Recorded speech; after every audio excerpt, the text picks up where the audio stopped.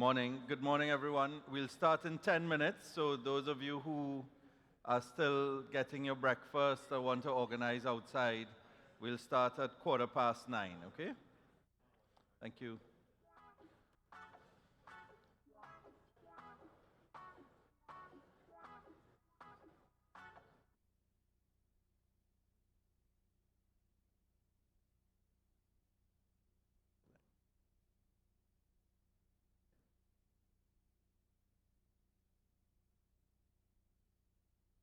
All right. This is the 5th edition of this. So let me start off correctly. I do want to start with a little apology from our president, Stuart Franco, who had a pressing family matter to attend to and can't be here, but in his absence, members of the board of directors of AMCHAM Trinidad and Tobago, Honorable Minister of Digital Transformation, Hassel Bacchus, we're really happy you're here with us at this year. Karina Coburn, country rep of the Inter-American Development Bank, other members of the Diplomatic Corps, Richard Sami, Vice President of Republic Bank, and members of your team, Kaihan Krippendorf, Business Strategy Speaker, author, and our keynote this morning, Lauren Ravazzi, I haven't seen Lauren, but Executive Director at Plumia, who will also be delivering a keynote tomorrow, Stephanie Lebar Godfrey, Global Head of Community Inclusion Programs for Women of Color at Google, who will close us off at this event tomorrow. Other distinguished speakers, sponsors or title sponsor, Republic Bank. I think we could give them a round of applause with us from the very beginning.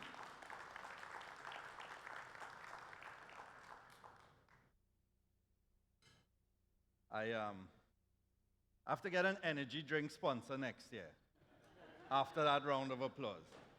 Platinum sponsors PwC, the IDB, Exim Bank, Digicel Business, the Trinidad and Tobago International Financial Center, and Neo Digital. We could definitely combine to give all of them a round of applause.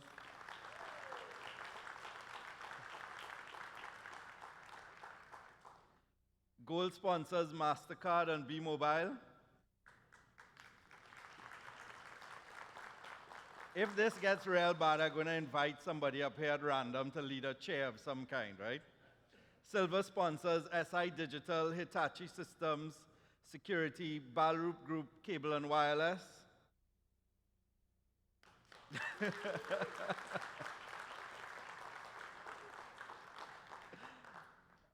Media partners Trend and Loop.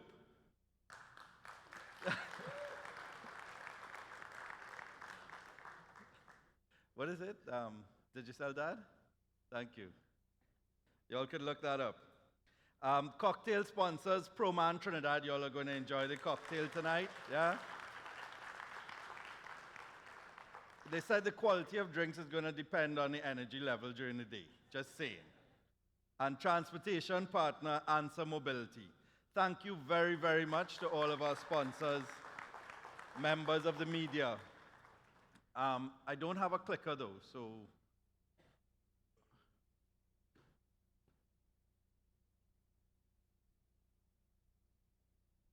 So, for those of you who don't know, I'm Nirad Tiwari, the CEO of AMCHAM Trinidad and Tobago, and I'm really, really happy to be here at the 5th edition of this, and I'll be even happy if I do get that clicker sometime soon.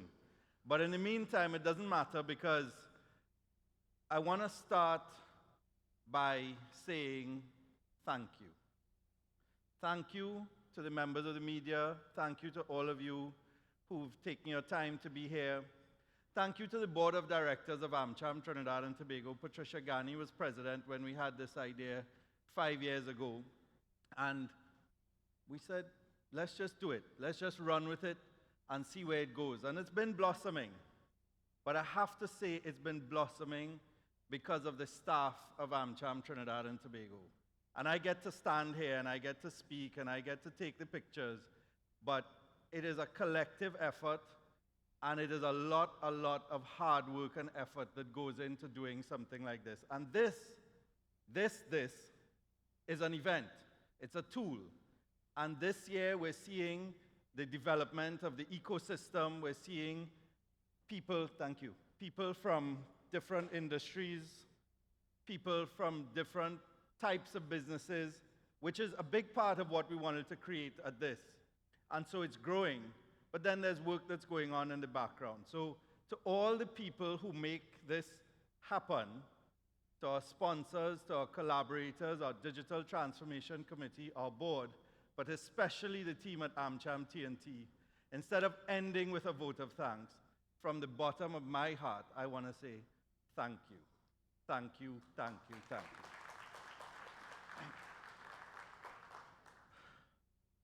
So those of you who know me even a little bit know I could talk forever. So when you get bored, just start fidgeting and I'll stop. But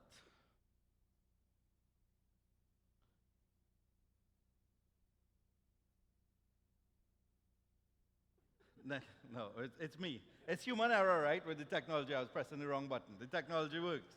It's the human, which is often the problem. So there's a lot to be said.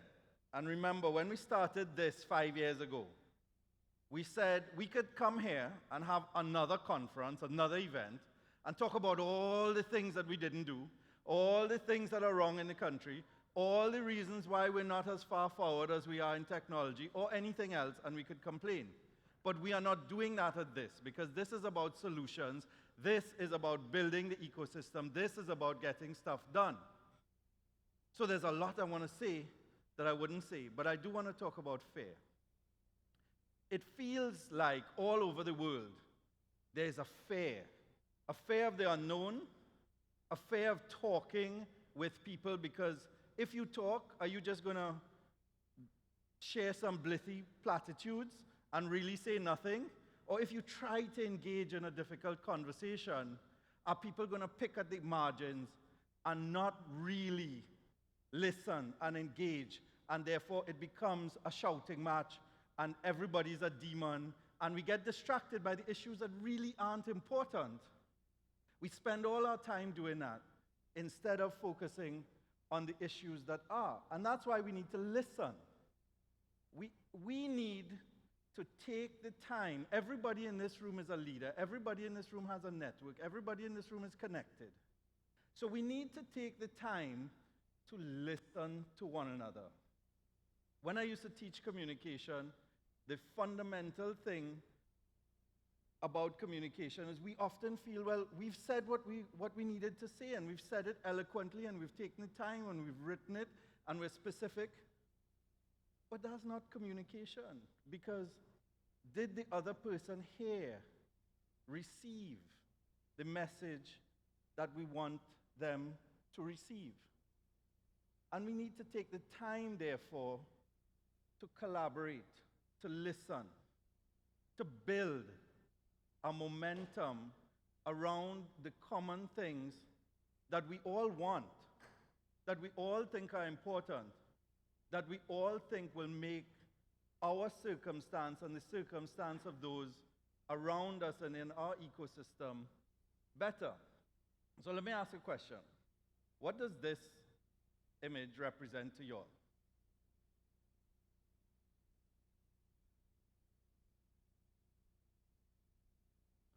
Anybody? Especially with those words. God, those words. Could be. See, I wanted to see the people paying attention. How many of you all saw creativity spelled wrong? John did that slide for me. By the way, John, all the ladies like the shirt, huh? Just say it. But what does this image represent to you all? Anybody? Progress. Okay. Anything else?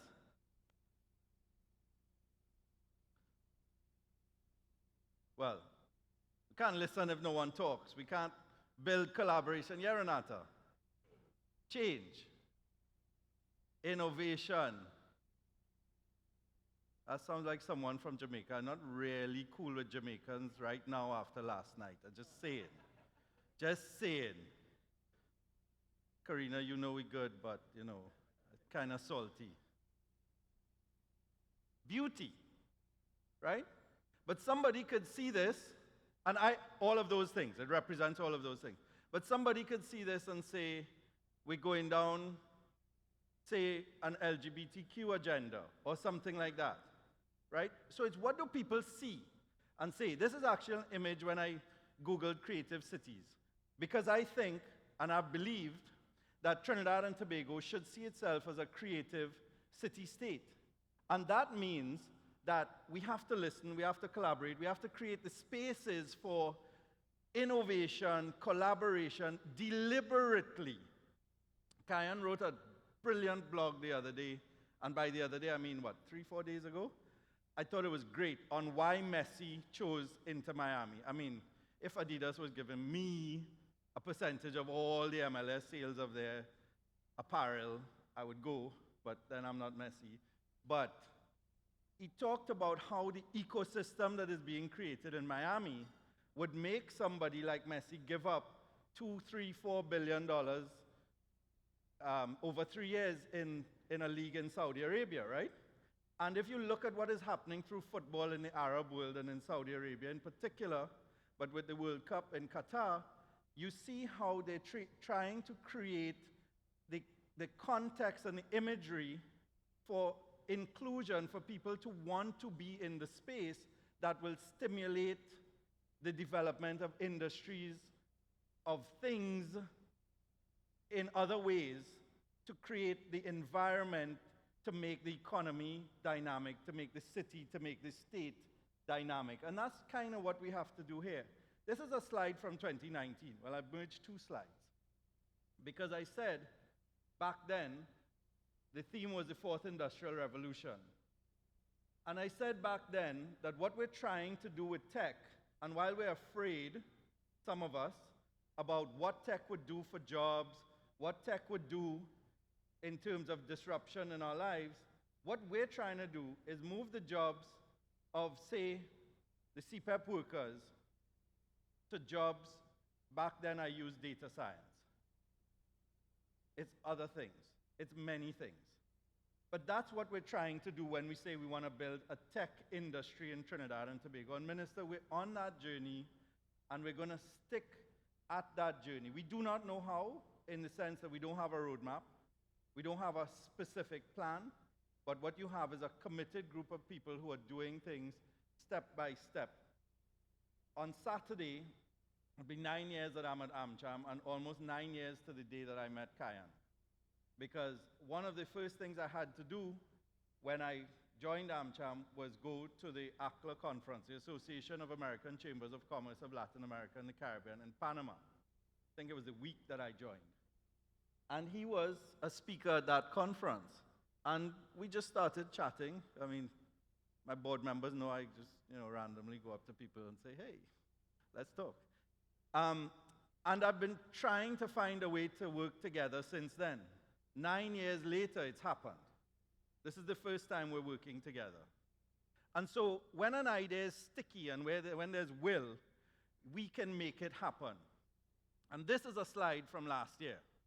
Last year, my main point was, we complain about the system. But who is the system? We are all nodes on the system.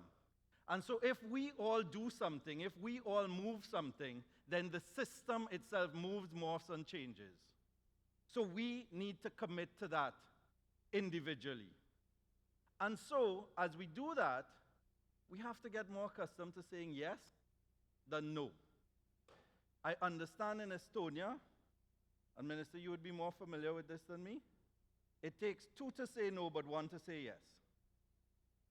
Think of that concept. You have to get 2 people to say something is a bad idea or it can't be done for it not to be done. But only 1 to say, yeah, why are we doing this form? Why does this form have to go from here to there? Only 1 person has to say, yeah, we don't have to do that. When you really internalize that, that is a revolutionary context, a revolutionary concept in the context of Trinidad and Tobago and how we have been taught to operate. 2 to say no, 1 to say yes. That's fantastic. So, which one are we? Are we the little bobcat? Or are we the big dog who sees himself as a puppy? Because if we want to change the system, and if we want to be those nodes that are going to make a difference, whatever we think we are, we have to see ourselves as the agents of change and as being able and powerful enough to effect that change so that we can, in fact, build the Trinidad and Tobago, and I would argue the Caribbean, that we want. Thank you very much for listening.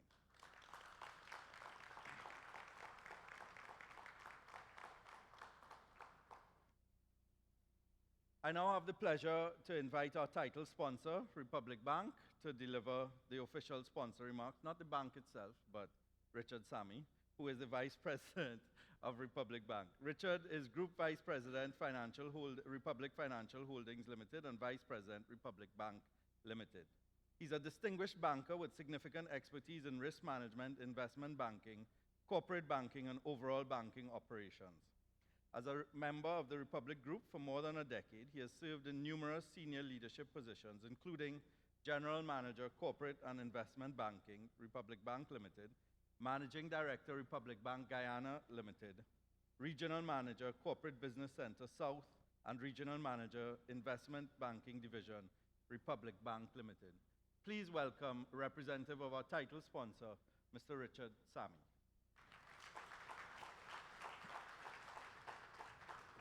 You need this? No?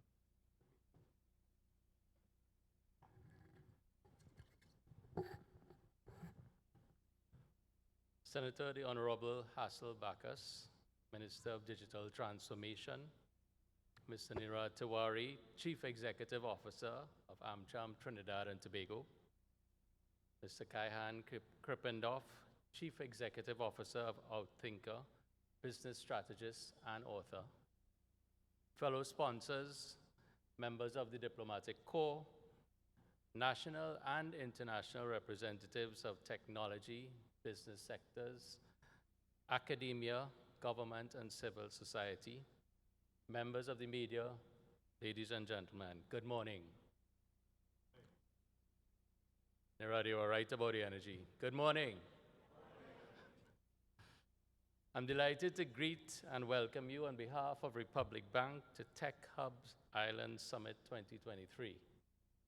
We're definitely honored to be the conference's title sponsor for the 5th consecutive year, and we especially value our partnership with AMCHAM and our fellow sponsors because in just a few short years since inception, we have advanced both the national and regional discourse on digital transformation, an area which we value and fully support at Republic Bank. Today and tomorrow, we can be assured of thought-provoking, insightful, solution-oriented discussions from expert thought leaders around the theme Catapult, which is a most appropriate choice as it speaks to propulsion, liftoff, and setting in motion the holistic movement necessary for readiness in a rapidly evolving future. The International Development Bank's 2021 Caribbean Quarterly Bulletin on Digital Infrastructure and Development in the Caribbean confirmed that COVID-19 sped up technological adoption across many sectors and placed them ahead of where they would have ever been. At Republic Bank, we're closely aligned with technological transformation, both as a strategy and as a journey. Over the last decade or so, we've experienced significant wins, growth, and learned some hard lessons as well that characterize this tech evolution. We recorded, for example, over 350% increase in acceptance of our e-commerce solution, 94% increase in signups for our corporate online banking, and this was largely due to COVID and the measures that we all had to navigate. More recently, we partnered with CyberSource, which is a subsidiary of our fellow CPL League sponsor Visa, to become the exclusive acquirer for CPL online ticket sales using our ePay commerce solution. In fact, CPL is one of over 300 companies already utilizing ePay to process digital transactions in a user-friendly, safe, and secure manner. Notwithstanding, as we all know, and as McKinsey in their 2018 digital report titled Unlocking Success in Digital Transformation highlights, this transformation and the initiatives are often challenging to implement. And in both high and low technology sectors, they are marked by very low adoption and low success rates. Which of course brings us to this forum. And I love Nirad's reflection on us being nodes and part of the system, and I think thinking about it like that can really empower all of us to change. Technology in isolation does not offer sustainable solutions. The rapid pace of change in systems and features and equal pace of obsolescence push us to be ever aspirational in our approach to truly being a tech hub. In our keynote address at last year's summit, Republic Bank called attention to 5 essential components of digital transformation. 1, people. 2, competition. 3, data. 4, innovation. And 5, value. At the media launch earlier this month, again, we highlighted the importance of people, or the nodes in the system. Any organizational transformation must first be accepted and then driven by people. Right mindsets, skills, knowledge, and dedication are critical factors for success. In support of this belief, a McKinsey study of our region highlights the following core set of factors necessary to indeed catapult us into a state of improved tech transformation. 1, having the right digital savvy leaders in place. 2, building capabilities and capacity in the workforce. 3, empowering people to work in new ways. 4, giving day-to-day tools a digital upgrade. And 5, communicating frequently via traditional and digital methods. These factors are foundational for a proper transition towards a digital society, but they also need to be coupled with an institutional framework that is robust in order to make the transition possible. This framework has to be guided by leadership and enabled and sustained by, again, the right people. As we consider our experience at Republic Bank, I thought it'll be useful to reflect on 3 core skills that we think it's necessary for the future.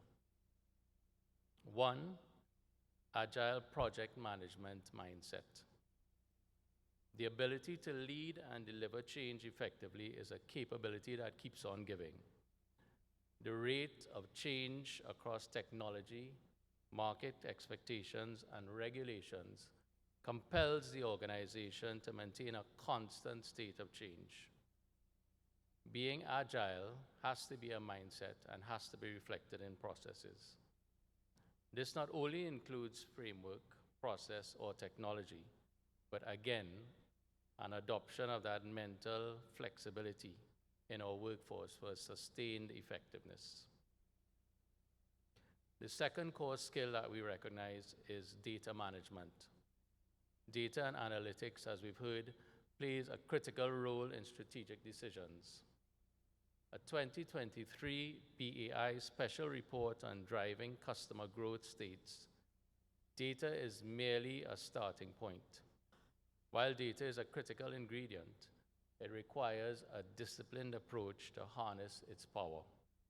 Like any valuable asset, we must inventory, secure, and organize the data and make it accessible to analysts, engineers, and decision makers, all underpinned by architecture and governance.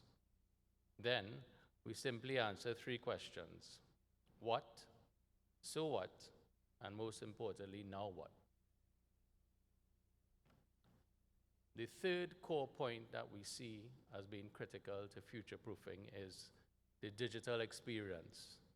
And a lot of us in this room have heard that term bandied about, but what does it really mean? For us, core banking products are commoditized, and the only differentiator is quality of service and the stickiness of the user experience as guided by customer preferences. There should be as few layers as possible between us and the customer. And yes, we use technology in the form of mobile applications, websites, kiosks, ATMs, but those experiences are really designed and driven by people who are reflecting preferences.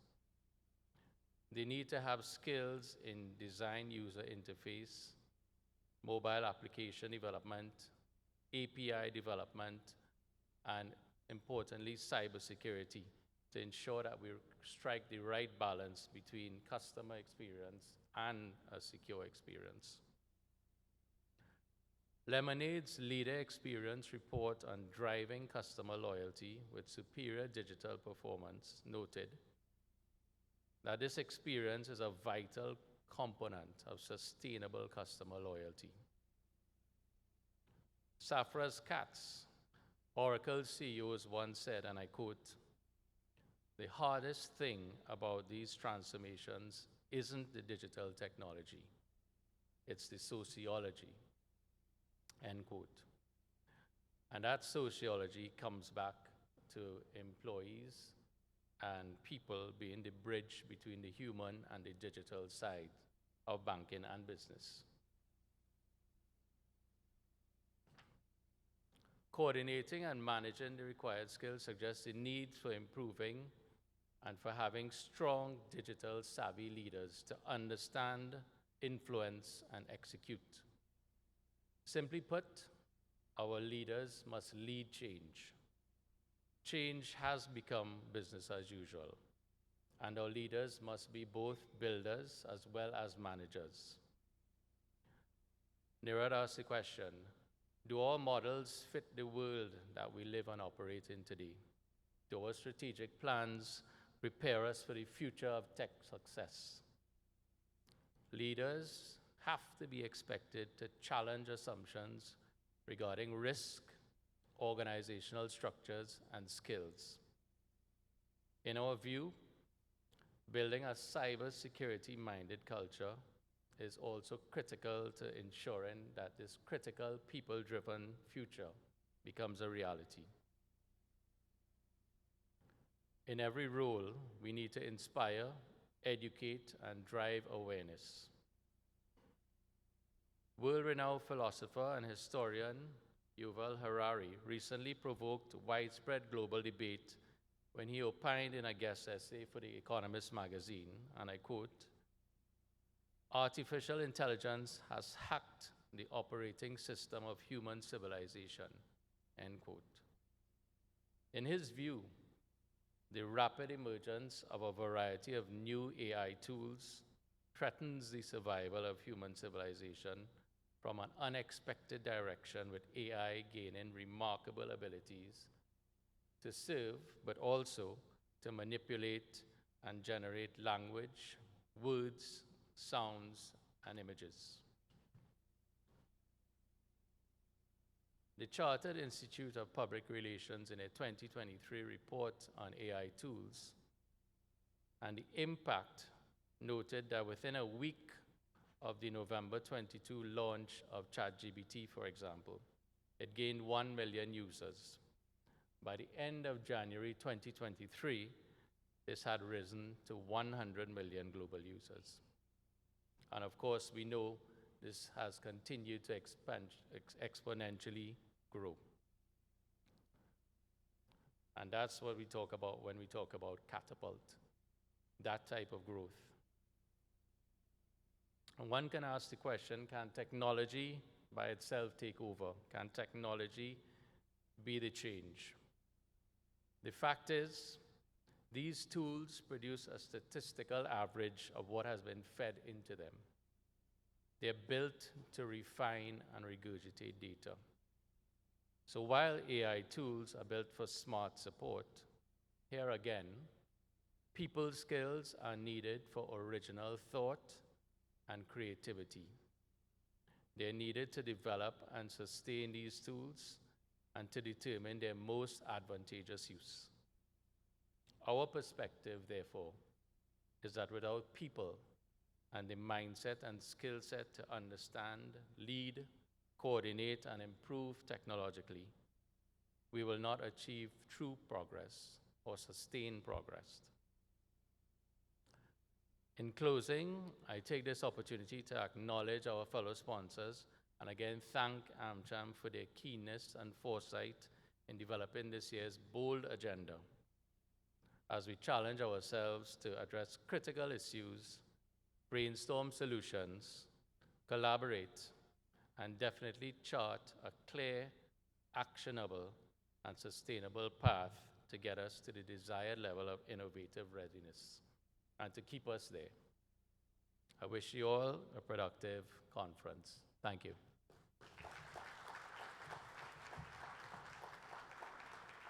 Thanks, Richard. Thanks, Richard. So leadership, next panel, AI, last panel tomorrow, data, we have a panel on that tomorrow. So we're kind of trying to cover as many of those things as possible. So when we talk about catapult, so I looked up the origins of catapult and it was kind of boring.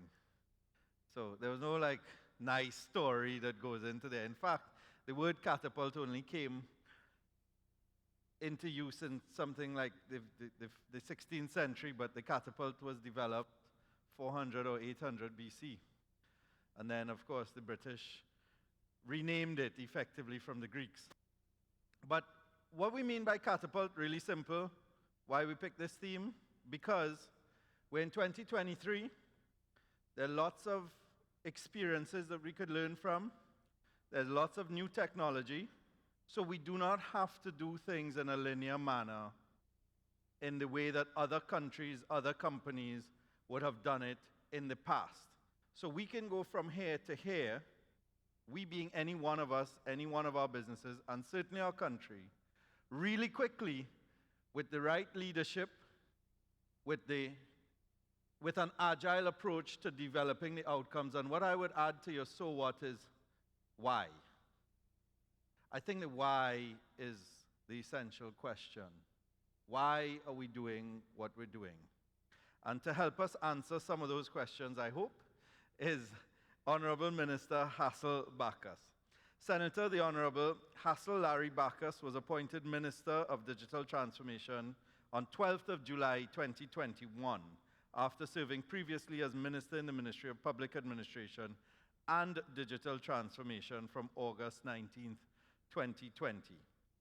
The holder of an AAS in Electronics Engineering Technology from the University of the District of Columbia, Washington, DC, and certifications in leadership development and project management, Minister Backus has had a 30-year professional career in the field of telecommunications.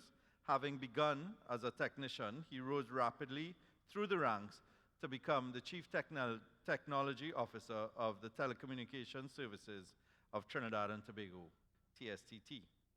Viewed as an experienced leader and a visionary in the technology area, he is often called upon to lend his expertise and insight to advance the development of practitioners in the field, as we are doing today, Minister.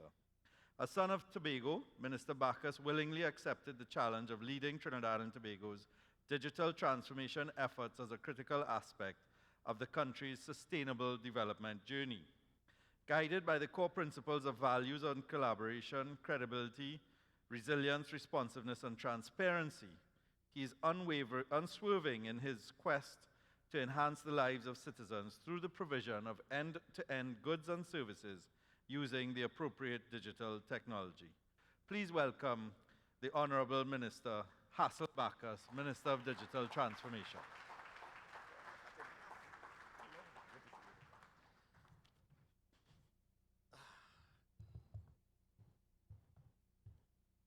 Thanks, Gerard. President and Board of Directors of AMCHAM T&T, Ms. Karina Cockwood, the IDB country representative, members of the Diplomatic Corps, Mr. Richard Sammy, Vice President of Republic Bank, Kyan Kripanov, Business Strategy Speaker and Water, and also at this keynote speaker, Lauren Ravazzi, Executive Director at Plumier, Stephanie LeBlanc Godfrey, Global Head of Community Inclusion Programs for Women of Color at Google, distinguished speakers, sponsors, members of the media, ladies and gentlemen.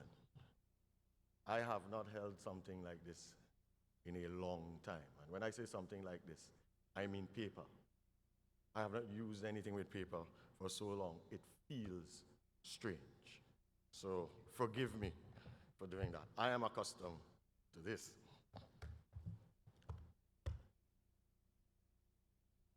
I was speaking recently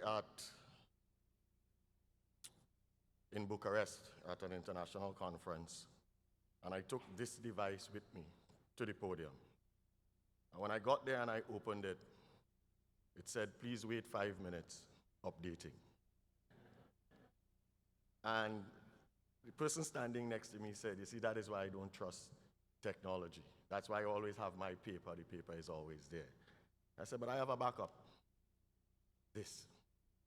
So what was there was here. Backup of electronics with electronics. I say that to say that it speaks a lot to the challenge that many of you in this room will face and the companies you have will face in addressing the type of transformation and change that you want to get out of society. A big component of it, Richard, that I think you would add in there is trust. And to add to the why that Nirad added, I will add another one. Why not? That is also the question. So I'm honored to join everybody this morning, opening of AMCHAM Tech Hub Island Summit.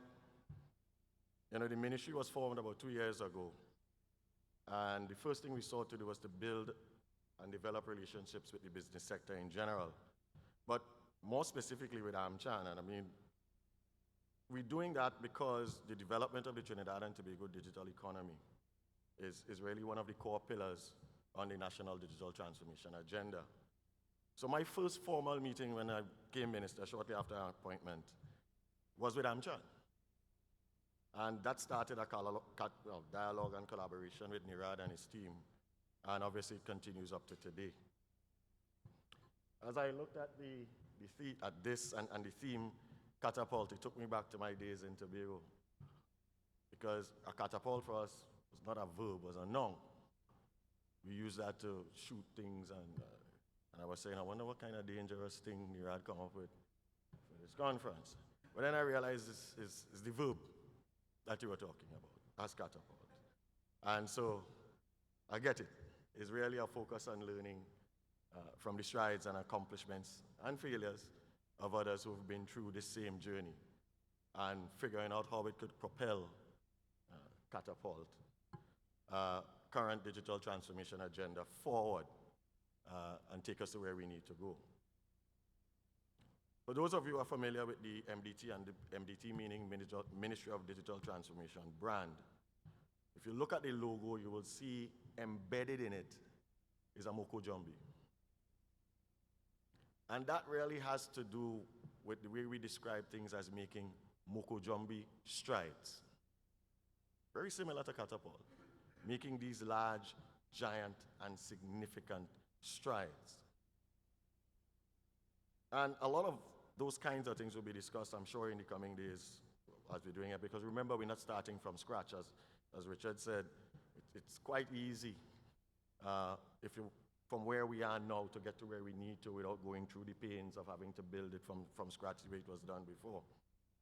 And I mean, significant work has already been done in the transformation space. So we just have to build on that. Take that momentum or catapult, or as we would say at MDT, make Moko-Jumbi strides towards the digital future. So I'll share a little bit about our vision on digital transformation and our approach to actualizing that vision, update a bit on some of the key transformation initiatives that we have, and look at some opportunities for collaboration and so on with the private sector. And it is my hope that the discussions and the things that you will do during the summit will provide, we'll be able to get some feedback, get some insights and some recommendations to both stimulate and strengthen the national digital transformation agenda. So apart from all the work that you're doing for you, I want you to do some work for me, and I will get that feedback as we go along. One of the pillars of digital transformation agenda, of course, is the digital economy. It's really one of three that we have in the government. The other two are digital society and digital government. All three are closely related and interconnected. And so an example, I guess, of the interconnectedness of that approach would be the way we're dealing with the development of e-services. If we accept the premise that the ultimate purpose of government is to improve the lives of citizens, then the rollout of e-services to citizens and business must be a key objective of the digital transformation efforts that are ongoing across government. And of course, I must emphasize that we do not envision that e-services, at least in the short term, will replace more traditional in-person channels of delivery. One of the things that you have to do is to make sure no one is left behind, and if not everyone is ready, we will have issues. But we're fully aware that our citizens have varying degrees of digital readiness. Citizens, in this case, a lot of them are your customers, have various degrees of digital readiness. And so the approach that we've taken to service delivery is to leverage technology to offer our citizens choice. We're not forcing them to accept unfamiliar and new solutions, which in some cases they simply don't trust, as my example of my tablet versus I prefer to have my paper to do what I'm doing. At the Ministry of Digital Transformation, we're tracking about 180 e-services across government, and more will come on stream as we go ahead. In fact, through the newly launched initiative, the Developers Hub, we launched it last week, we will be converting many of these e-services to a suite of full end-to-end services that can be initiated and completed by customers from a location at a time most convenient to them. And when I say end-to-end, I mean truly end-to-end. I know in the banking sector, that's kind of how almost everything is. You start your transaction and you complete the transaction and get the service that you want almost entirely online. A lot of the services that are available from the state are not yet at that level of maturity. You're only doing some part of it. You're not being able to complete the entirety of it. The intent is to get all of those to that particular point as we develop others that we go ahead. In May, I attended the launch of the e-utilities module of Develop TT. That's the Ministry of Planning and Development initiative to offer applications for things like development service, development permits, and so on as an e-service. Several of the town and country planning divisions' development permit applications are available now through Develop TT, and the utilities module expands the scope of that project to services under the Ministry of Public Utilities, etc. So WASA has things in there and so on. And I share this to illustrate that all of that is happening even in these traditional industries where they're doing that. It's available, it's faster, it's easier, but we still have to maintain the traditional way of doing it. And that is because not everyone, not even all the businesses, are prepared to do the things that are necessary to operate in that electronic and ICT environment. So our approach is that as far as possible, e-services as well as the other apps and solutions developed by ministries, departments, and agencies. We're trying to develop them locally, and our vision really, as you have been doing here for a long time, is to develop a local software industry. I mentioned the Developers Hub, and I'll say a little bit about it, because I think it's something I think of a game changer in terms of the approach to it. Just last week, when we launched the ecosystem to facilitate the development of apps and so on by these software developers, and we called it eHub, we built a partnership between the ministry, academia, and the developer community itself. So the Developers Hub is really a 3-year initiative targeted at individual developers, small developer teams, micro development businesses, and so on. And what we do is that you join and become a member and partner with the ministry to develop mobile apps, web applications, to meet the needs of citizens, businesses, communities, the public sector, etc. The hub members also have access to training, mentorship, other support services. And the intent of that is not only to have people who are experienced in doing it, but also to have people who need help to be able to do it, to have them work with other developers to see where we're going with that. When we launched it, we had some help from people from Lithuania who have done a similar thing in Lithuania, and quite successfully so. We were concerned about the level of competition that exists in the ICT world. Developers, like other people, tend to be close to themselves. They work this way, I am working on this for me. We were wondering, what is the community in Trinidad like? Are they communal in any way? Do they know one another? Do they speak? So at the launch, we said, okay, let's see what happens. And we had a launch, and we had a small conference after, speaking to the developers themselves. We invited them to the ministry, and we had a number of them online, and we had over 100 and something people there. Some knew one another, some didn't. They all agreed that it was a good idea. But before we had finished that meeting with those developers, 25 of them had already registered and signed up. And 2 days later, I can say 127 of them have signed up to do work. They've registered. And of that 127, 67 of them have already started to avail themselves of the training opportunities that are available on the platform. If that is the initial phase of it and where it's going, then it's definitely going to take us in the direction that we want to go. Part of that Developers Hub initiative is what we call the D-Hub Challenge. And the challenge simply provides shortlisted applicants, where people are going to be bringing things, with funding to develop proof of concepts in their ideas, and those entries will be looked at, and then, of course, leading towards full development. It is interesting that when we do that, one of the first questions we got is, what happens, who controls the intellectual property associated with the design? Well, it's yours, you built it, it is still yours.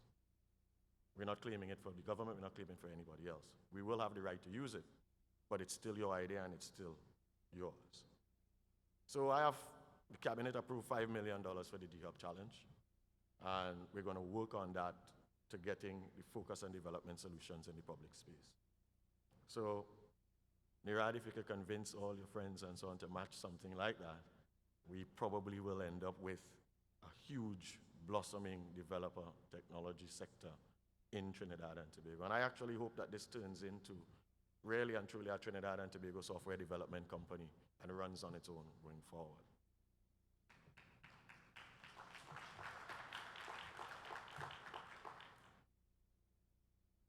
Let's talk a little bit about digital skills. So we plan to build the required capacity to deliver through focused upskilling of ICT. And that upskilling, and this is kind of in the digital society part of what we're doing, really covers the whole spectrum of society. So far, most of our initiatives in that pursuit, we've been using in partnership with people who have been doing this for a long time. So the academic training institutions, UE, UTT, YTEP, they all have been participants in the process that we're rolling out stuff to the general citizenry. We have big tech companies behind us, Cisco, the Linux Foundation, Coursera, etc. And one of the things that I should mention really when we're talking about, as we're talking about skills, and in the Developers Hub, that training that I was talking about from Linux and Coursera and so on, carries a cost. The ministry, and by extension the government, is bearing that cost.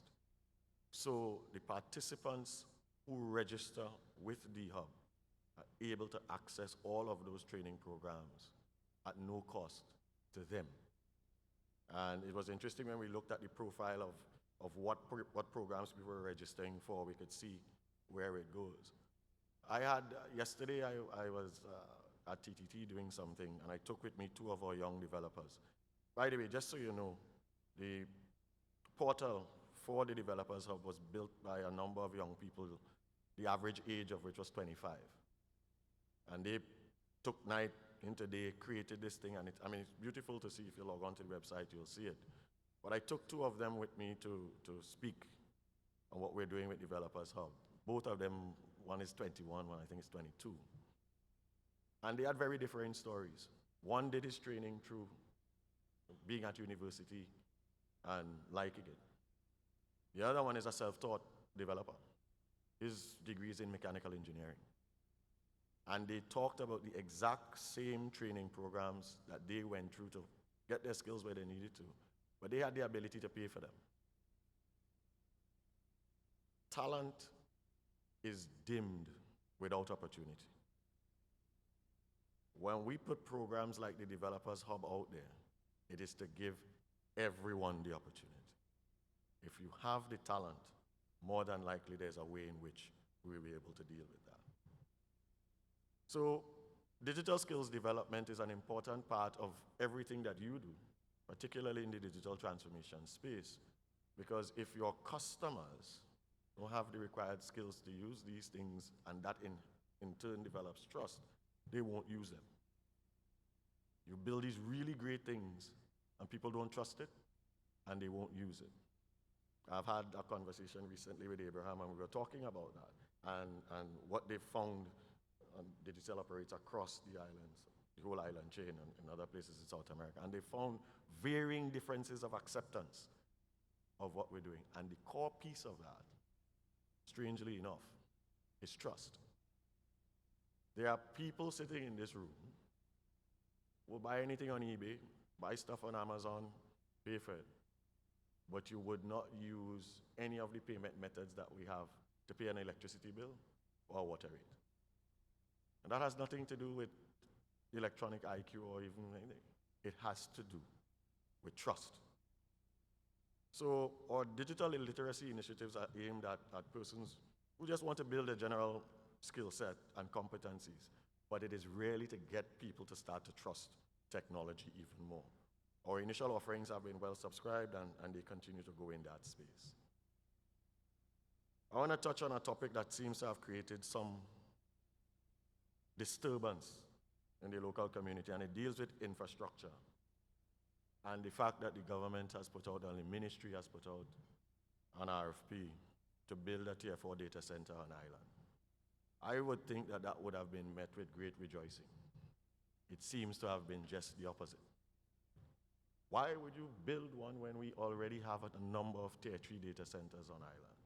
And I think people immediately jumped to the idea that government was building this data center so it could move all of its cloud and data center requirement services into its own. Let me, from this platform, say that is not the case. I think we have as many as 5 Tier 3 data centers on island. The government uses all of them. The various ministries, divisions, and agencies use all of them. But there are some things that we need to have in very private and secure spaces.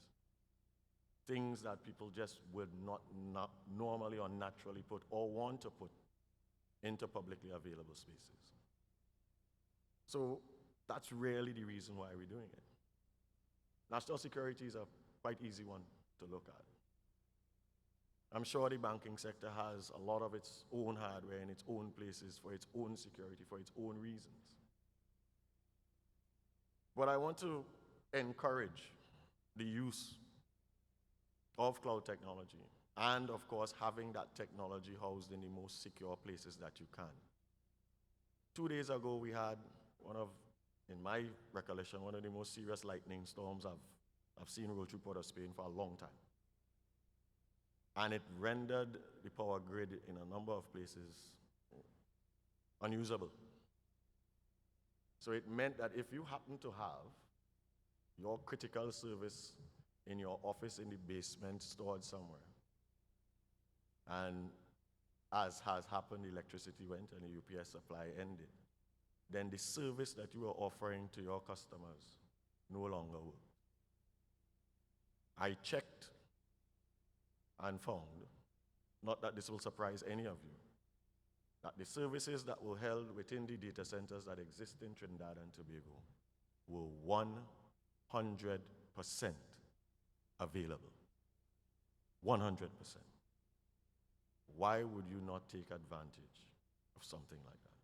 It's something to explore, and it's something I wish that we would do. In everything we do as it relates to ICT, we're dealing with resilience by design, security by design, sustainability by design. So you would only want to make sure that your infrastructure allows for that to happen. And so the idea of saying, I went to do this today and it didn't work because they said the system is down, should be something of the past. That's when you start to hear the terms of, since they bring this computer thing, these were going, I prefer when it was just paper, yes? Think about what happens in the storage space. I think the government has as many as 5 warehouses, and all we're storing in it is paper. Think about the frailty of that. Fire, rain, fluorescent light, theft. And we say, well, look, let's put all of those things and store them in electronic format. What? For people to get hold of it and thief it? That is the kind of answer you're getting. So when you talk about risk and the risk appetite that we have, yes, electronics, and ICT services have risk to them. It's a different type of risk. And it's a type of risk that we must manage, speak to, and address. Talk a little bit about cybersecurity. It would not be exaggerating to say that digital transformation agenda will only be as successful as our ability to ensure that our systems are secure, robust, available, resilient. And that is because people must enjoy the trust and confidence that these systems work and it's doing what it's supposed to do in a secure way. We've been working collaboratively with our counterparts in the Ministry of National Security, the Protective Services, and otherwise. We have a lot of stakeholders within government, as well as other regional and international security stakeholders, to identify what we need to do as a government to secure government services in one instance.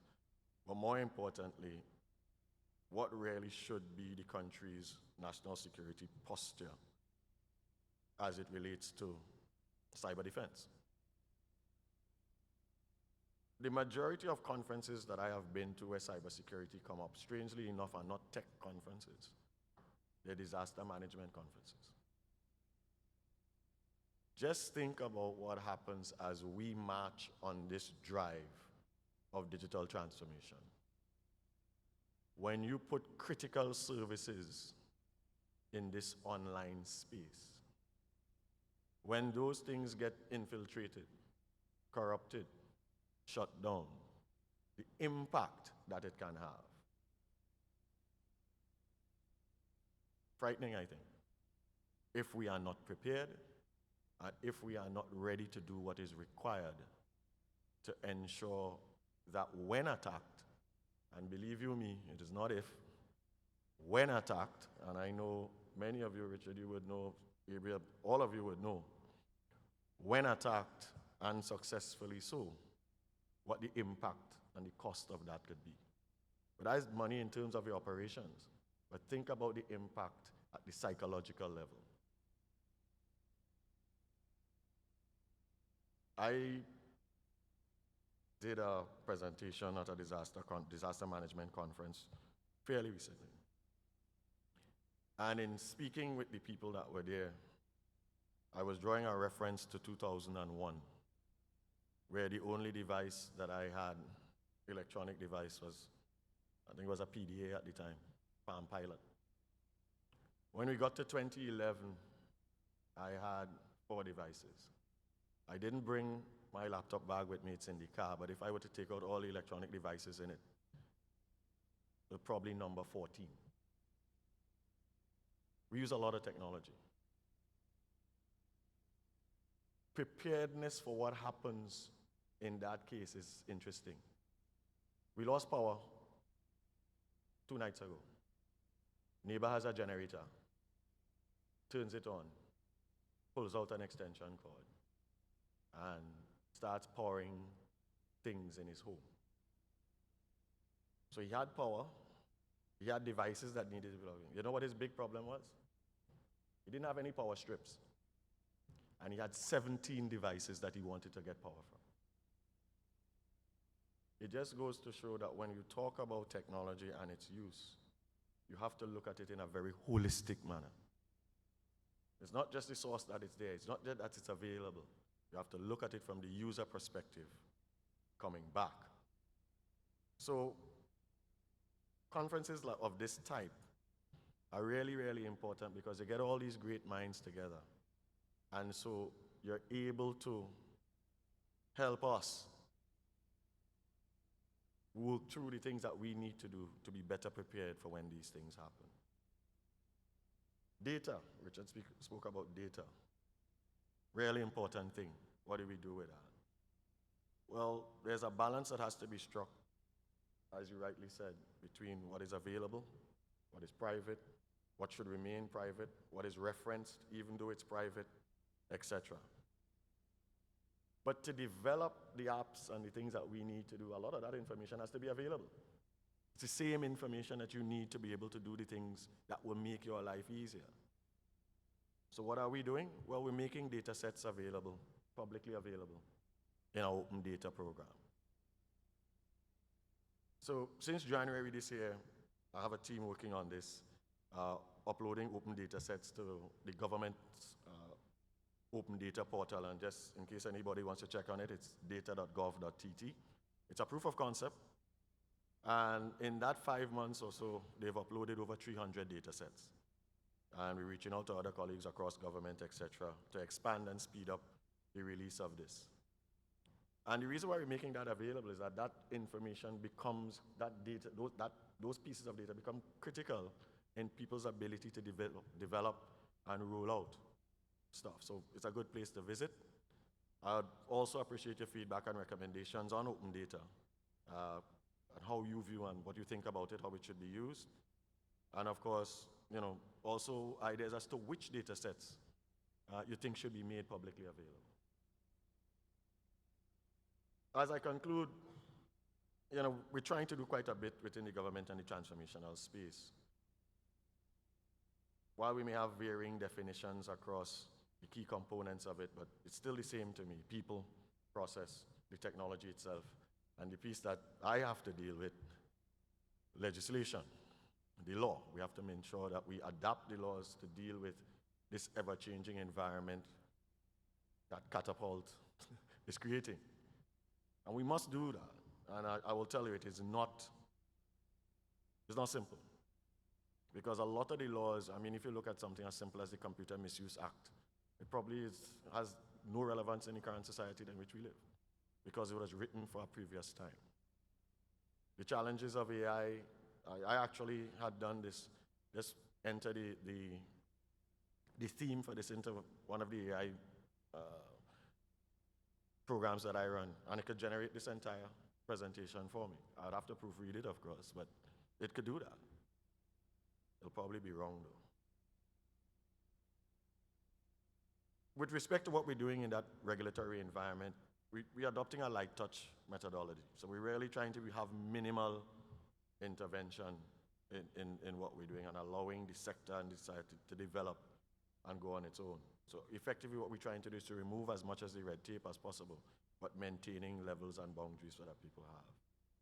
We've been working with development partners such as the Inter-American Development Bank, the UNDP, the International Telecommunication Union, the Caribbean Telecommunication Union, and so on, to get as much expertise as we can with respect to that, because legislation is fairly technical things, and it is evolving all the time, so we're really going to have to work on that. Lastly, I just want to speak about, we're working closely with other countries to address a lot of the digital transformation opportunities and challenges that we in Trinidad and Tobago face. Nirad would have hinted that we are working with Estonia, or they're assisting us in developing our interoperability solution. And that really is to allow ministries, divisions, agencies to collaborate effectively to have a robust, secure, resilient way of exchanging relevant and pertinent information. We're working with India and the experiences and expertise with the development and rollout of their ADHA system, and that's really helping us with our digital identity solution. ADHA is used by over 1.4 billion people, and we know quite a bit about it. I mentioned Lithuania and their experiences with their own developers hub.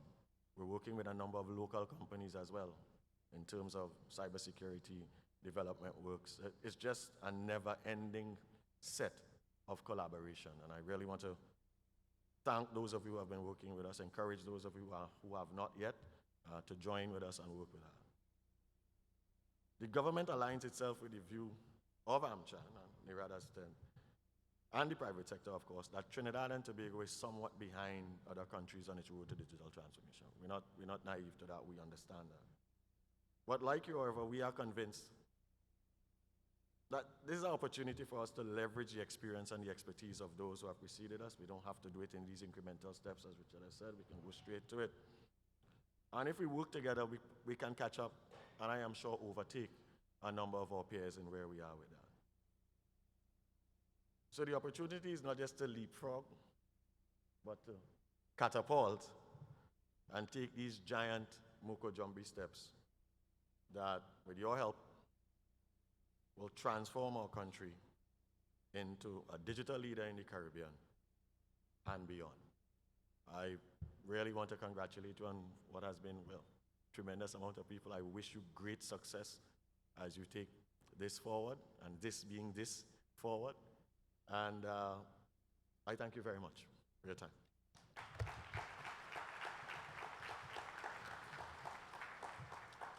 Thank you very much. Thank you very much, Minister, for sharing so comprehensively. Anybody want to win CPL tickets? Yeah, that was a hard transition. That was but yeah, that wasn't even a wheel and scratch. It was just a totally different BPM. You, Minister, do you have the Encash app? Yeah. Well, you have to check the Republic booth and sign up for Encash, and you could win CPL tickets. That's right, Michelle? All right, so if you want to win CPL tickets or have a chance, check the Republic Bank booth. Check Rose IT as well. We have some voting going on outside, and you can win door prizes. So to vote on the I Vote Live meeting election platform. I don't think that's local government. I think that has to do with stuff going on here. Just saying, non-political. All right? Okay, so to get to our feature presentation, our keynote presentation here on the theme of Catapult. Yeah, I have the clicker, I'll give it to you. We have Kaihan Krippendorf, who's going to share some thoughts with us. Let me just tell you a little bit about him, and let me start off by saying he must be good, because yesterday he tagged somebody whom you all know well in Trinidad and Tobago as being his mentor. So, Kyan, no pressure. If you tag Jervis Warner as being your mentor at McKinsey, we expect you to hit it out of the park. So Kyan began his career at McKinsey before founding OutThinker, a think tank specializing in emerging concepts in strategy, innovation, and management. He's the founder of OutThinker Networks, the exclusive global peer networks for senior executives and entrepreneurs from large companies.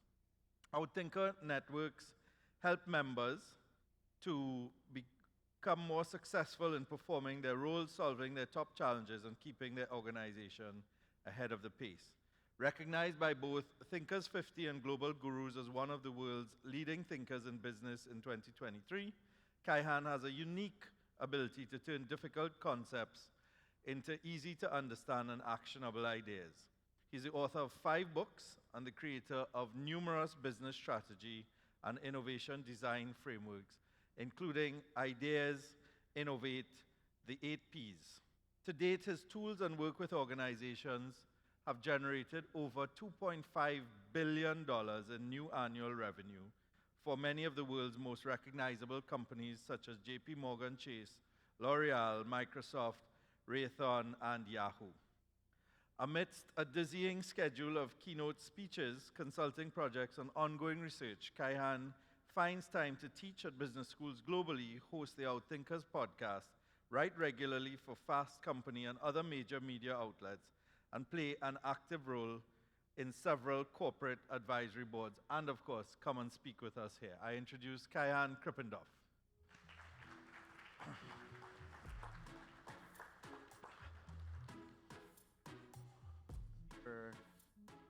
On.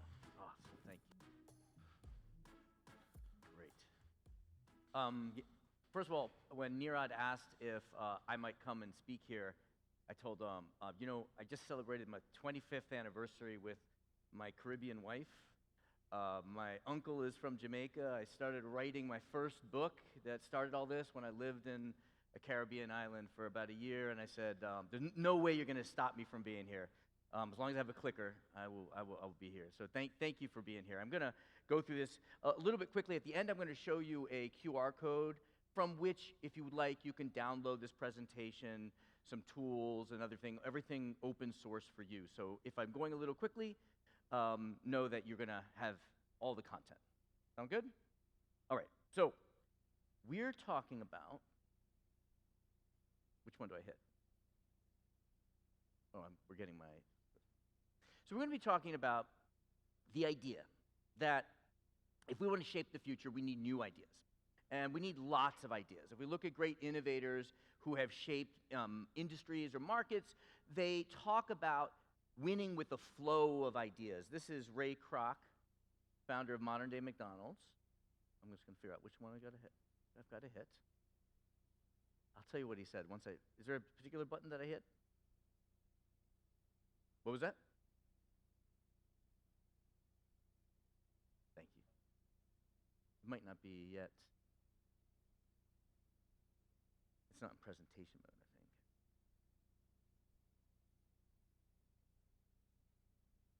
Great, what did you do? Ray Kroc, founder of McDonald's, if you will. How many people saw the movie The Founder by any chance? This is Michael Keaton's character in The Founder. He said, my attitude was that competition can try to copy my style, but they can't read my mind. So I'll leave them a mile and a half behind. So let's think about the future that we create together as being a result of a flow of ideas. We're going to overwhelm the market with ideas. And we're not talking about a few ideas. We're talking about a lot of ideas, which means we also need to explore bad ideas. I'm going to figure this out. Nirad, I'm sorry. Can you just show me one more time what I need to do? I'll be flipping through these pretty quickly. Are they doing it? All right, we're going to go through this very quickly. You can do 2 more clicks.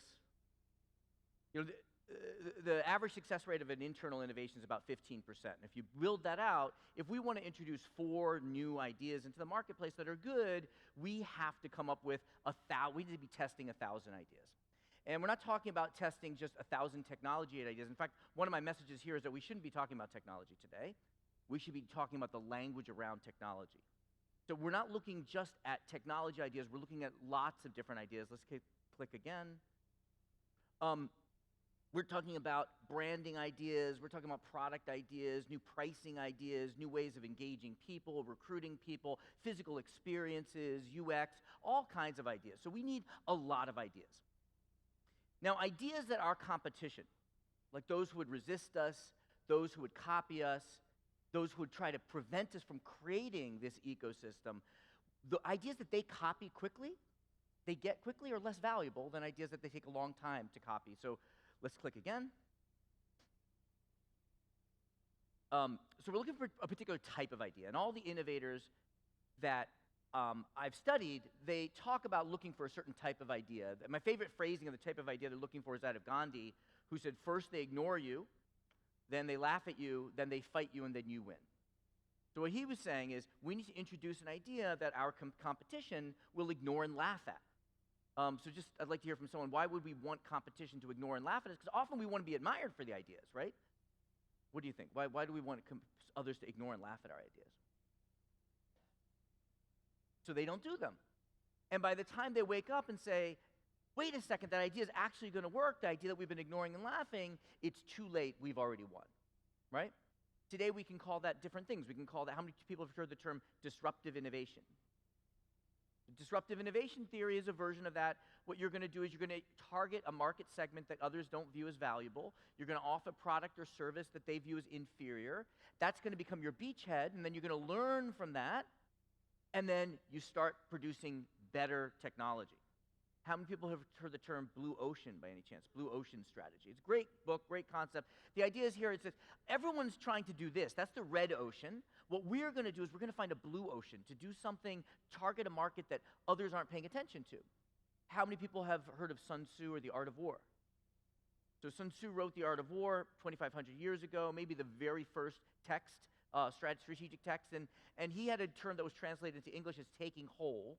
Taking whole basically says you do something and your enemy just lets you take them whole. They open the gates. There's no loss. There's no bloodshed. If we look at it, this is one strategic concept that's been around for millennia. We just changed what we call it over the years. And what I encourage you to consider calling it today is the next slide, the fourth option. The fourth option is simply a metaphor. And it says there's a point at which others stop thinking. When you hear them say, I've solved this problem before, I've been in this market for 20 years, what you need to do is A, B, C, it means that they've stopped looking for new options. And what great innovators do is they find new options. I'm going to anchor this little short discussion here in the idea that what we want to generate is a lot of fourth options. So just to give you an example of a fourth option.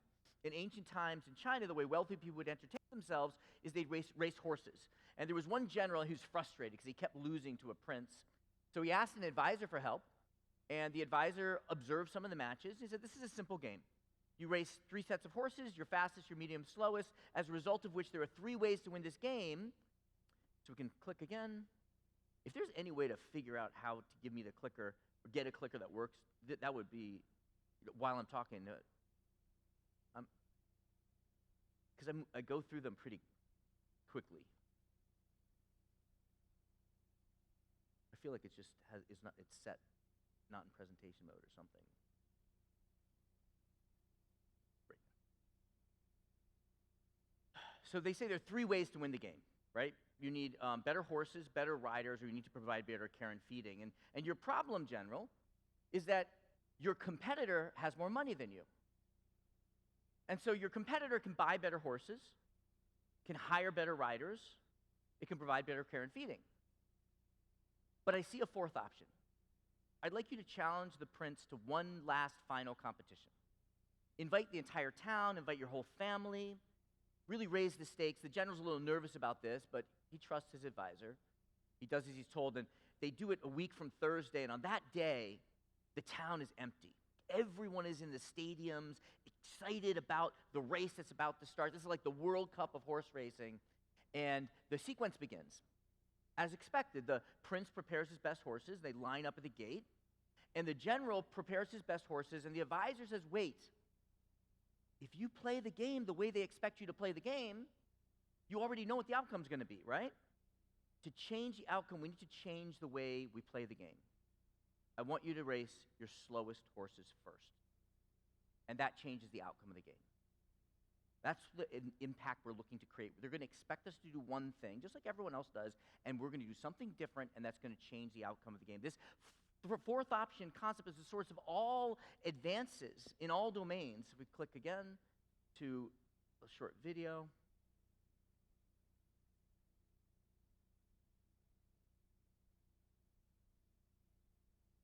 All right, I'll just keep talking, and we'll let the things catch up. For 1968, there were 3 ways to go over high bars. They're all forward techniques: scissor, straddle, roll. In 1968, a gentleman named Dick Fosbury, he literally turns his back on that tradition. He jumps over the high bar backwards. It takes the competition 8 years to copy him. He wins the Olympics. It takes the competition 8 years to copy him. 8 years later, 90% of high jumpers are doing what's now called the Fosbury flop. How many people have heard of the Fosbury flop? But there's something I want to point out about the Fosbury flop that's important for us here, which is that there's no new technology that appeared on the scene in 1968 to enable us to go over the high bars backwards. That technology, if you will, is just pads that are put on the other side of high bars. And we were putting those pads on the other side of high bars, which allows you to land safely backward. We were doing that 15 years before. So the question is, why didn't someone do this 4 years before, 8 years before, 12 years before? So I'm going to propose to you, it's not the technology, the existence of the technology. It is rather the concept around the technology. It is the language around the technology that tells us what to use the technology for that informs our strategies. It's not till the concept is named, Fosbury flop. It's not a coincidence that alliterates as a sticky term, but not until we have that can you pick up the phone and call a coach and say, hey, can you teach me the Fosbury flop, right? You couldn't find a book on the Fosbury flop. You couldn't go to a conference about the Fosbury flop. So I'm going to propose that in order for you to create the future, see the 4 options that are going to create the future around the technology, there are 5 emerging strategic concepts that we need to use. It will change your mindset. It'll change the options you see. It'll change the options you choose. All right, let's go back 2 more. When should we be coming up with 4th options? I'm proposing right now is the ideal time to come up with 4th options. We're going to click 5 times, I think.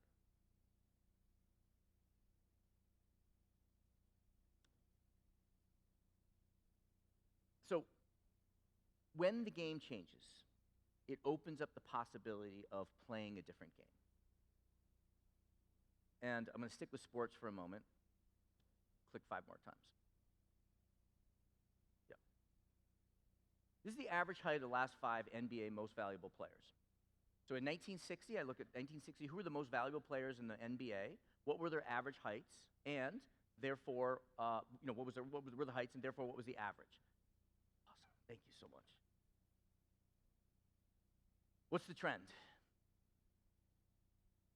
2.5 decades, the best players are what? Getting taller. Then what we look is for the next 5 years, something weird happens. The best players are suddenly shorter. They're almost as short as they were 2.5 decades ago, right? Let's look. Is this a new, is this an anomaly? Maybe there were a couple good players that are short, right? So let's play it forward 1, 2, 3, 4, 5, 6, 7 times.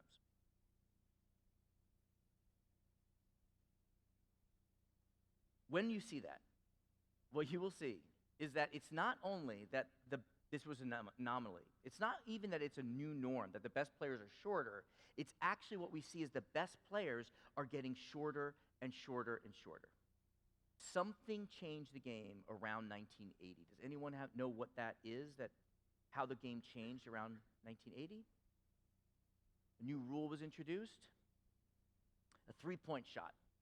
They paint a line around the net, and they say if you shoot from further away, that you get 2 points, 3 points instead of 2 points. And so the point is that when the rules change, it changes how we can play the game. Great. Thank you. Oh, I've got a point there.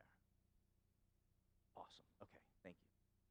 When the rules change, it changes how we can play the game. And some players adapt to the new game, others do not. Some teams adapt to the new game, and others do not. And I'm proposing for you, the game that you're playing is very different than the game that we have been playing, because you're not facing one 3-point shot. In technology and in strategy in general, you're facing lots of game changes. Most of what I do is I spend time with chief strategy officers and entrepreneurs from large global companies, and we sit and we talk about what are the trends that they care about that they're planning for. And these are the top trends on their minds right now. Some of which we're going to talk about here. Autonomy, artificial intelligence. We're talking about IoT devices, which are getting cheaper, more accessible. They're spitting out more information into smart spaces. So we've got this proliferation of data. We've got whatever comes after ESG 2.0. We've got geopolitical uncertainty, especially with the war in Ukraine and all of the tumult around that. Technology becoming more embedded and seeing a greater propensity of technology companies to be partnered with non-technology companies in government, but embedding the technology, not the technology being the product itself. Digital transformation, of course, which is what we're primarily talking about here, the growth in cybersecurity risk as a result of this data and the digitization and connection of things. Proximity, we'll talk about that a bit later, which is the trend towards the production and provision of value moving ever closer to the point of demand in time and space. I'll explain that in a little bit. Supply chain disruption, and what will the supply chains look like in the future? More dual sourcing, more onshoring. We've got immersive technology, metaverse. You know, we have one sponsor with a HoloLens out here, and we're seeing that becoming more adopted and changing how people interact with technology. Future of work, what will that look like? And new organizational models, which also relates to blockchain as a distributed ledger, allowing us to organize in different ways. And what COVID has done has not so much introduced new trends, but it has instead accelerated these trends. And so I do really believe that you're creating this, that you're creating in an exciting moment in time, a moment that we have not experienced before. And you get to choose how you're going to play the game. Are you going to play the old game, or are you going to learn to play the new game? Are you going to keep jumping over the high bar forward, or are we going to explore ways to jump over the high bar backward?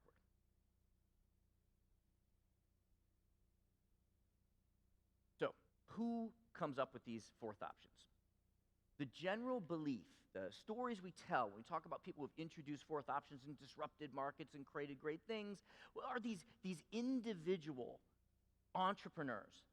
If we look at lists of most innovative business people, the same names come up over and over and over again. What do you notice about these faces and these names? What's common about them? They're all men, right? So the stories that we tell about innovation propagate this mythology that it's men that are the primary innovators, right? We know that's not true. They're all white men, right? And we know that can't be true. They all get their idea when they're young and they're in college. They either finish college or they quit. They get in a car and they drive to the mecca of innovation, right? Which has got to be Silicon Valley.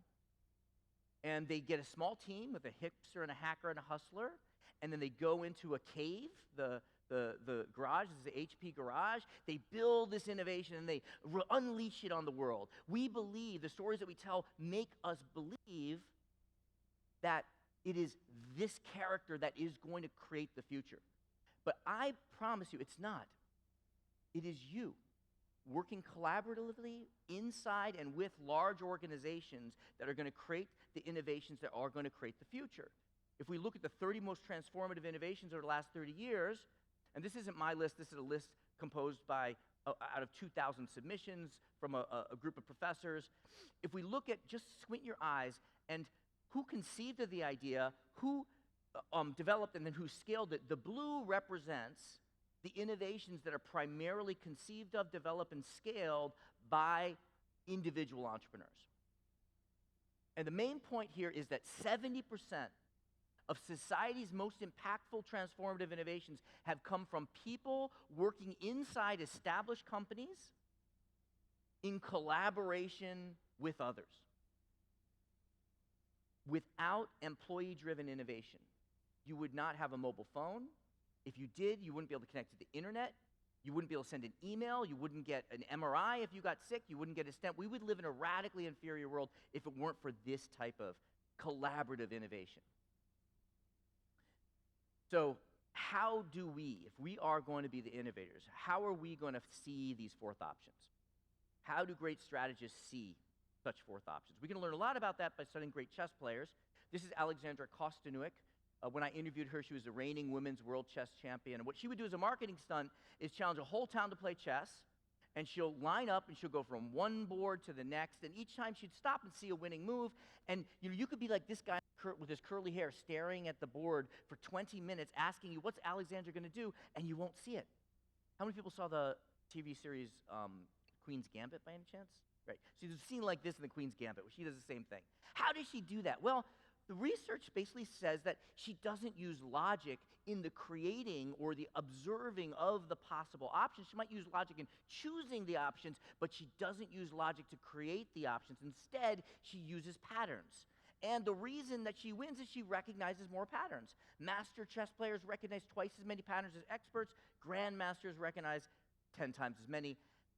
I believe there are 36 patterns. So the idea is, we did something, it worked. We did it again, it worked. We did it again, it worked, and then it became part of our repertoire. We recognize 4, 5, 6 patterns that we repeat, but there are actually many, many more patterns. My first 2 books, my doctorate work is all based on this analysis based off of these 36 patterns. We won't go into all 36. We're going to talk about the 5 patterns that today my research shows successful companies, companies that are thriving in this fast-paced, digital, purpose-driven world, they are using more frequently than their peers. And these 5 are to move early to the next battleground, coordinate the uncoordinated, force a two-front battle, be good, create something out of nothing. So I'm just going to describe each one. I'm going to give you a few stories. These are, sometimes they're concepts. Sometimes they are paradigms. Sometimes they're mindsets, depending on what level they are. But they're new ways of thinking. And so I encourage you, as you're thinking about what you're going to do to contribute to creating this digital ecosystem, this transformation in Trinidad, whatever, if you're building a business, if you are activating your employees to do so, if you're creating partnerships, whatever that is, this is going to give you some ideas that you might not otherwise have. 95% of people who go through this afterwards say they have come up with a new idea from listening to these 5 that could potentially be transformative to their mission. So that's my hope here. Okay? So the first one is very simple. We're not going to focus on today, we're going to focus on tomorrow. We're not going to play for where the puck is, we're going to play for where the puck is going to be, as Wayne Gretzky said. And why is it important to be already playing for tomorrow is that cycle times are accelerating. The adoption of technology is accelerating. It should GPT, something like 2 weeks to reach millions of users. And as a result of this, what we see is the future gets to us much more quickly than we expect. So it's not only about that we have to move faster. In fact, it's less about that. It's more that we need to be playing on 2 levels. We need to be playing for today while we're already playing for tomorrow. But we tend to want to get today done and then think about tomorrow. The future is getting to us more quickly. There was a second-generation pharmacist. He's working in his dad's pharmacy. And he notices that people who have multiple prescriptions have a terrible time at the grocery store because they have to leave their home. They have to drive to pharmacy, they get these bottles, they go home, they can't open them, they get confused. And he said, if we think about the future, what should the future of drug delivery look like? In the future, you don't have to leave your home. That makes sense. But also in the future, you don't get the drugs off the bottles based off of who manufactured them. That doesn't matter to me as a patient. I want to know, what do I have to take at 8 a.m. on Monday? So they're going to come pre-stored in a little plastic bag, 8 a.m. on Monday. Just one guy, he finds a partner, he raises some money. Over 6 years, he builds and operationalizes this, gets regulatory approval to do this in 48 states, and then sells it to Amazon 6 years later for $1 billion. $1 billion in value creation for this type of simple thinking. So if there's one question that you have time to ask, you should be asking, where is the next battleground? And a book that I've just finished writing, it'll be published next year, points to where the next battleground will be in many industries. The idea is proximity. That if we take a long-term perspective across many, many industries, what we see is that the production of value and the provision of value is going to move ever closer to the point of demand in time and space. Ultimately, we reach P equals 0, which was someone needs something, and we produce it and deliver it right there in that moment. And anything that's a gap between now and there is an opportunity to innovate. This is a soda machine that mixes the syrup with the soda at the point of demand. It lowers costs. It allows you to create lots and lots of different varieties of soda.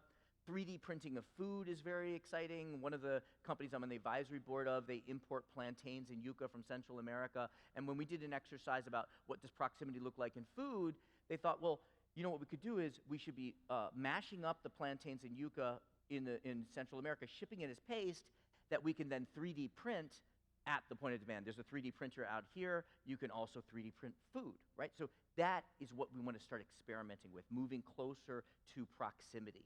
This is a device funded by the US government, and what it can do is it can take basic elements and it can combine them to produce as many as 15 different types of drugs. Now, what if we could put this in a poor area that doesn't have access to drug inventory or on the battlefield, moving the production and provision of value closer to the point of demand? In all industries, I know we have a lot of people in energy here, you see energy production moving closer to the point of demand with more localized prosumers producing their own energy and food. We see food starting to be grown in vertical farms closer to stores and restaurants, and this is a Miele product that, I think this is a Miele product.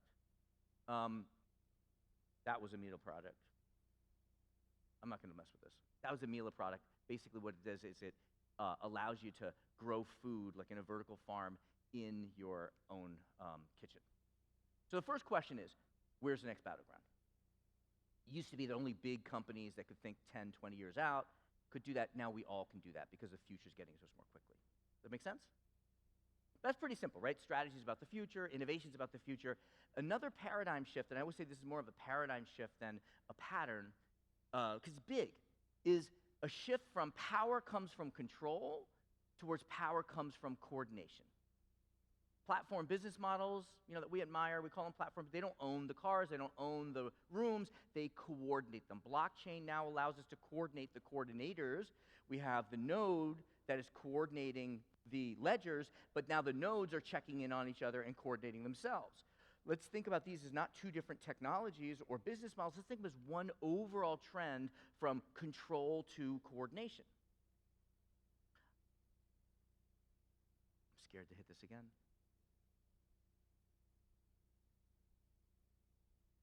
All right, I'm going to try this one more time. That's what I thought was going to happen. Okay. IoT devices. IoT devices are enabling us to coordinate in new ways. That's why we're starting to see them fill in spaces that everywhere. We've got smart homes, we've got smart manufacturing, we've got smart farms, smart construction, smart warehousing, smart hospitals, smart cars. The environments that we're producing technology for are getting smart and getting coordinated. But it's not just about those smart spaces, but those smart spaces start coordinating with each other. And so we want to think about that we are delivering technology into these smart spaces that can coordinate in different ways. We can also coordinate differently. Technology allows us to coordinate differently internally. What many technologies allow us to do is reduce transaction costs. So I want to hire someone to fix something in my house. It used to be I had to ask a neighbor, and then I had to talk to some people, then I had to call the person, and then I had to negotiate a price, and then I have to have them do the work, and then give them feedback if they didn't do a good job. But now with some apps, we can do that easily, right? So coordination costs are coming down because transaction costs are coming down. So there are a group of companies that are organizing in very different ways. So Haier, for example, is a Chinese company that makes appliances. They bought GE Appliances 5 years ago. When they bought GE Appliances, they were $15 billion in revenue. Today, they're $31 billion in revenue. And they achieved that growth primarily through organic growth, not through acquisitions. And if you ask them why they were successful, they said, what we did is we took our hierarchical structure and we broke the company down into 4,000 micro enterprises, 10 people per enterprise. Each micro enterprise has its own CEO. If that CEO is not doing a good job, he or she can get voted out by the people that report to them. But then they thought, what about the IT department? And what about the finance department? What about the support functions? Well, we should break those down into micro enterprises as well, and they need to sell their services internally. So if, in essence, we create an internal marketplace of these small companies interacting with each other, and we've been doing a study for the last year on other companies that are adopting this model. So the question here is, it used to be that it was costly to coordinate things. Now it's less costly to coordinate things. So you really should be asking, who or what would we like to coordinate rather than control? Does that make sense? Great. Next is two-front battle. Two-front battle basically says successful organizations today less often define themselves by their industry. They define themselves by something else that allows them to behave differently. They see options, they choose options that are different. The late CEO of Zappos, a shoe retailer that was very successful, he said, we're not a shoe company, we're a customer service company that happens to sell shoes. That make sense? Two guys left Google, and they were looking for something to do next, and unfortunately, the nephew of one of them got cancer. And so this gentleman helped his nephew navigate his meetings with oncologists, and he realized that oncology is really broken because doctors treat you, but they can't easily pull up and analyze the data of what the treatment was to look for correlations between that and what the outcome was. Or then you go to another doctor, and that doctor doesn't know what the first doctor did for you, right? So they created a company. It looks like a practice management software company. They go to oncologists and say, we'll give you this practice management software, we'll license it for you, but we're not a practice management software company, we're actually a data company. And as a data company, what we're gonna do is we're gonna analyze the treatment data and give you insights into what works. And so naturally, the oncologist loves the idea, signs up, then they go to the next oncologist and say, we're gonna give you insights on what you're doing, but we're also gonna give you insights on what other doctors are doing. And that oncologist signs up. And so, what do oncologists care about? They care about the outcomes, but by conceptualizing themselves as a data company rather than a practice management software company, they built this business. Over 7 years, they acquired 2,000 oncology clients. They changed the way the government treats treatment data, and Roche Pharmaceuticals buys them 7 years later for $2.1 billion. The $2.1 billion from this type of thinking. You want to be conscious of what business we say we're in and say, we're not really in that business, we're in this business, and how does that type of organization behave differently? Does that make sense? Awesome. Be good. This is a really powerful one. This is a trend that we've been tracking for a long time, but it's kind of broke through the dam in the last couple years. The idea is that we're moving away from a world in which we think of corporations as maximizing shareholder value. The purpose of a company is to maximize shareholder value. What we're realizing is when companies only focus on maximizing shareholder value, they create resistance to their growth. So years ago, before he passed away, I got to do a speech, kind of open up for Jack Welch, and someone asked him about ESG, and he said, look, what you need to do is you first need to fill the cart. So you got to make money, and then if you have profits, then you can start doing good things and giving it away. But what we're realizing is that if you focus on building the cart in order to give money away, you create resistance to your growth, and that diminishes shareholder value over the long term. A smarter strategy is one in which your growth is good for the world, when your growth is good for the community, the environment, the country, the world. That's the ultimate strategy, right? So what I'm not saying is, hey, it's a good thing to do good. What I'm saying is even if your goal is purely to make a lot of money, the smart strategy is you don't get to choose, you also need to do good. Does that make sense? My wife was the general counsel at MasterCard. We're going to hear from Kiki, her colleague, after the break. And she got to work with Ajay Banga, their CEO. Now, Ajay Banga took over as CEO when the stock price was $25. When he left, it was $350. Think about that. And what he shared in my podcast with me is a key part of the strategy is when they realized that the real opportunity for growing payments was not to compete with other payments companies, but rather to compete with cash. Because even in very developed countries like Germany, most of the transactions are still cash. So he had a term, originally it was called kill cash, meaning focus people on that's what the market is. Then they went on to a world beyond cash. And what he would say is, look, we're a profit-seeking company. But the vision of our success is also good for the world, because in a world beyond cash, a drug dealer is not going to sell drugs to your child and have that not be traceable. Governments aren't going to give money to their citizens and have it pilfered along the way. A world beyond cash creates a better world for everyone. And what that did was just activated an ecosystem of NGOs and governments and partners that wanted to come together to fulfill on that. Right? So this is the type of strategic thinking. When I met with Gervais yesterday morning, and he was sharing, he's been the CEO of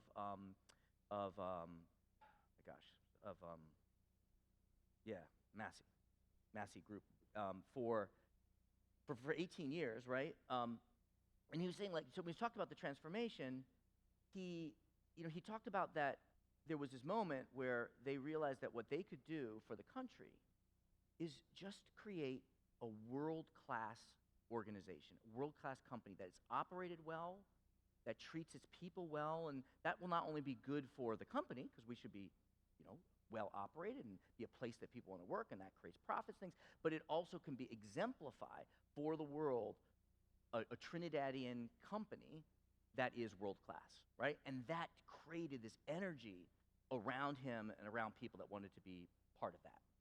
That's the kind of thing we're looking at. And there's one video I want to show you. One video I want to show you of my daughter. All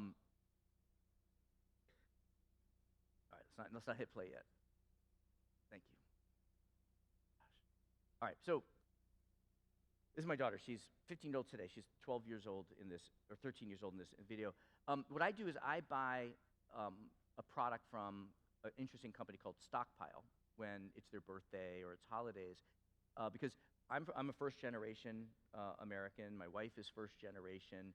I didn't grow up with a lot of money. We're doing very well financially, thankfully now, but my parents didn't teach me good financial literacy skills. So when I graduated from college, I took out a credit card that I shouldn't have taken. I went on a trip for money I should have saved. I would say I lost a few years, and I'm really committed that our 3 kids do not lose those years. So I found a company called Stockpile. It's a for-profit company, and what they do is they sell gift certificates, but the gift certificates are used for first-time investors to learn to invest. And here's a short video with my daughter explaining why she decided to invest the $50 that we gave her into Amazon. Let's try to play this now. Amazon. And the Amazon thing went up 91.67% higher. Wow. For how long? I don't know. And I got $9.17 more. Nice. You made $9.17 without doing anything. Yeah. Wasn't that nice to make money without doing anything? But look at how it goes. Wow. Why did you invest in Amazon? Because I like Amazon. Because I get toys and movies. Amazon Prime there. So you figure it's a good company? Yeah. Plus they bought Whole Foods. Oh, good. They bought And Whole I had it Foods. before they bought Whole Foods, so it went like. So here I love that here's a 13-year-old girl, and she's thinking of Amazon not as the only place to buy stuff, but as an investor, right? And so this is the kind of opportunity that we have to build businesses that profitably solve problems in the world. That is not only an empowering and inspiring, hopefully, opportunity for you to get support for your mission, but it also is just a smarter strategy. So if we look at this, what we're doing is you're playing for tomorrow, not today. You're coordinating, you're not controlling. You're not defining yourself by your industry.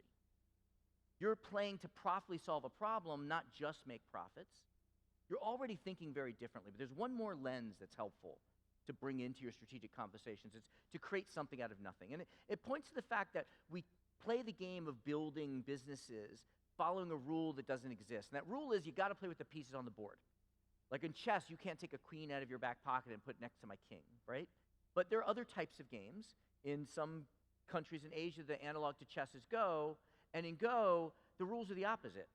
In Go, oh my gosh, in Go, the rules are that you cannot move the pieces on the board, you can only add or remove pieces. So if you had a magic wand and you could add anything to the game, what would you like to add to the game? That's the question here. Maybe one thing you could do is add a new user. Tony Fernandez did this. He was an accountant. He quit his job in 2001. He bought an airline. It cost him 27 cents or 1 Malaysian ringgit because the airline was bankrupt. And today it's the second largest discount airline in the world. His whole idea was, we're not going to compete for airline customers. We're going to add non-airline users to the game, people who are just staying at home, or they're driving, or they're using a train. So you're looking at non-consumption, people who could be using you or a competitor, but they're not in the market. If you see non-consumption, there's one of 4 reasons for that non-consumption. Number 1, price. They can't afford it, or they don't think they can afford it. Number 2, they don't have access to it, like you're not on the way to work for them. They don't have the know-how, they're intimidated of how this would work, or they don't have time. I got a full-time job, I got 3 kids, I don't have time to even talk to you about it. So you look for points of non-consumption, and then you unlock it by identifying and removing these. Another great application of this is to create a new category. Very powerful to create a new category. Gatorade creates the sports drink category. You know, it was created by some professors at University of Florida who found out if they made this formula for their players just played better. So they're selling this salty water on football fields for years, and they're growing and growing and growing, and Pepsi and Coke don't see them growing because there's no line item on their market share report for sports drink. So you want to find ways to introduce or recategorize your product or service as a new category. Red Bull doing the same thing with energy drinks. So your question is, what would you like to add to the game if you could add anything to the game? So we have 5 different ways of thinking of strategy. First, not today, but playing for tomorrow. Second, not control, but coordination. Third, not defining ourselves by our industry, but defining ourselves by something else. Fourth, make profit and then do good, to you don't get to choose. You profitably do good. And the last one is manipulate the pieces on the board, the people, the categories, customers, to creating new pieces, adding new pieces to the board. And you can start implementing those simply by asking these 5 questions. So I just want to close by just giving you some advice, because this will have you generate a lot of ideas. And the problem is, as we alluded to earlier, the 4th option is going to look impossible. Because if you think it through, the 4th option is going to make your competitors ignore and laugh at it, right? Why will they ignore and laugh at it? Because they'll say, like, no one's ever done that before. Every gold medal winner has gone over forward. Every trainer of every Olympic athlete have told them to train them to go over forward, right? You're going to see disbelief, and that is what is the only sign that potentially it's a 4th option. So we want to rewire ourselves to see that when people who seem smarter than us, more experienced than us, when they tell us that the idea doesn't work, that's a good sign. Impossible is a word to be found only in the dictionary of fools. So what you need to do is very simple, is take a tip from Albert Einstein, who said, it's not that I'm so smart, it's just that I stay with problems longer. So what you want to do is take that impossible idea and just sit with it. 3 simple steps. Number 1, plot all your ideas. Ask, is this an easy idea to execute or difficult? And if we did it, would it be a high or low impact in terms of creating our vision, of creating this digital ecosystem in the country? And you're going to end up with 4 different types of ideas. You're going to end up with some waste of time. And a hint is, things that we are currently doing are actually waste of time. Stop doing those things. Free up your resources, your time, your energy, and just kill those off. You're going to end up with a bunch of tactics. Great to have these tactics. Create a list every month or every quarter. Go down the list and just do them, delegate them, get them done. You would think that the 4th option would appear as a winning move, right? That sort of makes sense. That's a low-hanging fruit, the easy, high-impact idea. But the 4th option almost always appears in the 4th quadrant. It seems to be an impossible idea. And so what I encourage you to do is, in your strategies, in your set of priorities, have 1 or 2 bold or crazy ideas that you're working on and saying, could I partner with someone to shorten the time to market? Could I acquire the capabilities through outsourcing or something like that? And that ends up being the 4th option. And then what's going to happen? What's going to happen when we introduce this 4th option?